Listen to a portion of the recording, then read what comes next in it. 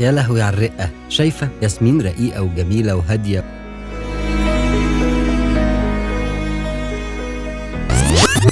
ومتصنعة ومش طبيعية وعملت تجميل بالعبيط. بصي رضوى، ايه مالها؟ أظرف وطبيعية جدا. بلوك انستجرام، بلوك بلوك بلوك بلوك، عفوا بلوك بلوك.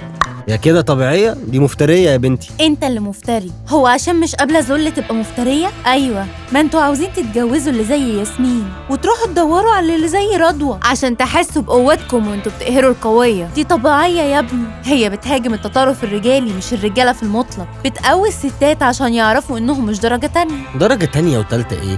الشعب بتاعنا بسيط، مش بيفهموا كده. فتلاقي الواحدة دبت خناقة على الفاضي بعد الحلقة. طنط ام علاء اللي متغاظة مع البت ايام مرات ابنها بتموت في ياسمين وتفضل تنغص عيشة ايام. سامعة يا مقصوفة الرقبة؟ احمدي ربنا انه ما طلقكيش. شفتي البت حلوة ازاي؟ شايفة؟ كان نفسي عروسته تبقى زيها كده، وانتي كنتي هتلاقي ضفره فين؟ والست ام دلال تمسك ودن بنتها. اوعي يمدي ايده عليكي. امبارح البت الحلوه الطويله دي رضوى الاموره دي، ما انتي عارفاها، قالت شويه نصايح. استقوي كده وما تضعفيش يا خايبه. فلوسك لروحك وفلوسه للبيت. خليكي ناصحه. واحدة بتقوم في الستات على الرجالة والتانية تقوم في الرجالة على الستات. من انتم؟ عاوزين ايه؟ يا عم ولا دي قصده ولا دي قصده، وكله على الله حكايته. ماشي، بس انت ليه بتحبي رضوى وناس تانية بتحب ياسمين؟ ليه ناس متابعة دي وناس متابعة دي؟ ومين اللي متابع كل منهما؟ مين اللي مقوم الدنيا وما قعدهاش كده؟ استني قبل ما نبتدي، عندي ليكي مفاجأة جامدة. ايه؟ ياسمين اسمها ايه دي؟ ها؟ اسمها ياسمين؟ لا اسمها ايه؟ اسمها ايه بالكامل؟ ياسمين عز. والممثل الطويل اللي بتتجنن عليه البنات ده اسمه ايه؟ قصدك احمد عز؟ ايوه فهمتك. طلعوا اخوات يعني؟ لا خالص. امال ايه المفاجأة؟ المفاجأة انه اسمه احمد عز وهي ياسمين عز وما طلعوش اخوات. طب واضح ان ده هيجيله هبل الظاهر كده عشان بتتفرجوا ومش بتشتركوا. يا ريت تشتركوا بقى في القناة والحقوني الحقوني. انا زي الفل يا جماعة، بس اشتركوا.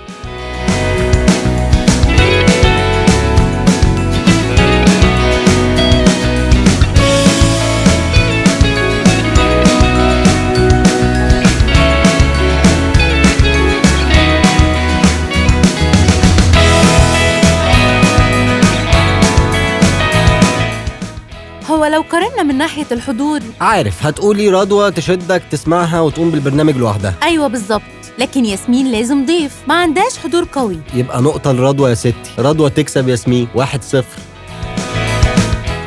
طيب هو مين أقدم؟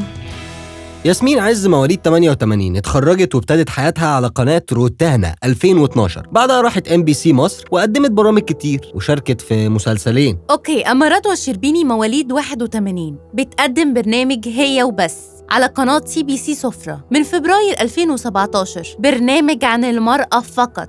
تفاصيل خايبة، الكل اللي يخص الست ويخص اهتماماتها. كل الموضوع انها على رشاقة المرأة، وادت مثل عن نفسها وازاي خست بعد الخلفة والولادة عشان ترجع للأضواء. بس يعني عمليا ياسمين أقدم رغم انها أصغر بكام سنة.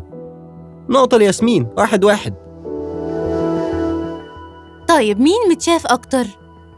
مصر شعبها عدى 100 مليون، وأكيد كل واحدة ليها معجبينها ومتابعينها. بس الأهم من ده، مين اللي بيسمع سواء لدي ولا دي؟ أنا رأيي إن أي واحد أو واحدة عندهم مخ لا يسمعوا دي ولا يسمعوا دي، لأنهم ببساطة من وجهة نظري المتواضعة كل واحدة تلاقي موجة تركبها عشان تتشهر ومكاسب بقى. بس مثلا بين رضوى وياسمين فرق 13 مليون متابع على انستجرام. أنا رأيي إنه مش مؤشر، لأنه أغلب اللي فعلا بيسمعوا لهم مش على السوشيال ميديا أساسا. يبقى النقطة ظاهريا لرضوى. 2-1. الإشاعات طالتهم هما الاتنين. رضوى بعد ما كان بيتقال عليها عدوة الرجل، طلع عليها إنها اتجوزت 13 واحد في 3 سنين. ده يعقل؟ أنا بصراحة بكره الإشاعات وما أعرفش ليه الناس بتطلع إشاعات وبتقول كلام ما حصلش. أما ياسمين قالوا إنها متوجهة من النظام عشان بص العصفورة فين؟ العصفورة اهي، وإنها بتحامي للراجل عشان لسه ما اتجوزتش وبتدور على عريس. وأول ما الشيخ عبد الله رشدي صدق على كلامها، هوب طلع هاشتاج دقوا المزاهر. أوكي، هنا ندي النقطة لكل واحدة عشان ما حدش فيهم سلم. 3-2. الاستظراف. هو الحقيقة ان رضوى بتستظرف قوي. قال ايه؟ اعملي له بلوك بلوك بلوك بلوك بلوك. لا استنى، النقطة دي من غير كلام لياسمين. بتستظرف قوي، مرة تقولك اديله صدر الفرخة، ومرة تقولك البيت بيت الراجل، سيبيه يمشي على السجادة بجزمته. هو ايه الكلام ده؟ وافرشي له فساتينك يمشي عليه. يعني تفرش لي فستاني ليه امشي عليه؟ قول بقى انت. ليه امشي على فساتيني؟ لا، وكمان ختمتها بالتلزيق. قال اشكريه على السمسمية وقولي له بس مش احلى من ضحكتك. تسمي في وشه كده وتقولي له مثلا السمسمية حلوة أو الحمصية حلوة بس مش أحلى من ضحكتك.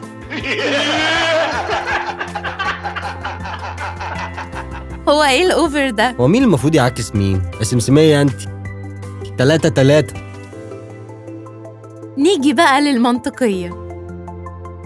في فبراير 2022 ابتدت ياسمين تفهم الترندات، ودفعت عن عريس في الإسماعيلية ضرب عروسته في يوم الفرح قبل الحفلة، وطلعت عايمة ضد الطيار لحد ما طلعوا لها هاشتاج اوقفوا ياسمين عز، وبعدها عكست اللاعب أبو جبل وغلطت في حسن شاكوش وما احترمتش مفيد فوزي، وكل مرة تطلع بعدها تعتذر وتوضح الموقف كأنها بتشعلل الترند من تاني. أما رضوى بتتكلم من واقع تجارب، فمثلا جابت قصتها الشخصية للرجوع للعمل الإعلامي وإزاي خست، واتكلمت عن إزاي أبوها أهم واحد في حياتها. بصراحة ريسبكت لرضوى. وأما عن عروسة الإسماعيلية اللي ياسمين دافعت عن جوزها، طلعت رضوى هي الصح، وهو في الآخر ضربها علقة موت ورفع قضية عليه، ما انتوا عارفين. وكتبت رضوى على صفحتها أسمع بقى صوت أي حد مهزأ بيقول للست تنازلي علشان تعيشي. البيت بيتبني على المودة والرحمة اللي ربنا قال عليهم، مش على التنازل والإهانة يا عديم الكرامة. حق الست في الدين والشرع والقانون إنها تعيش حياة كريمة، وللأسف وصلنا من الجهل والرخص إنها لما تطالب بحقوقها تبقى بتخرب بيتها. بصراحة عندها حق الست في الدين والشرع والقانون إنها تعيش حياة كريمة. طبعا رضوى تكسب النقطة 4-3. يبقى رضوى كسبت النهاردة. أنا لو عليا هخسر الاتنين. سيبكم منه. إحنا النهاردة صوتنا كان لرضوى، بس يا ترى انتوا صوتكم لمين؟ هيظهر قدامكم على الشاشة 2 من أكتر الماتشات إثارة. Enjoy!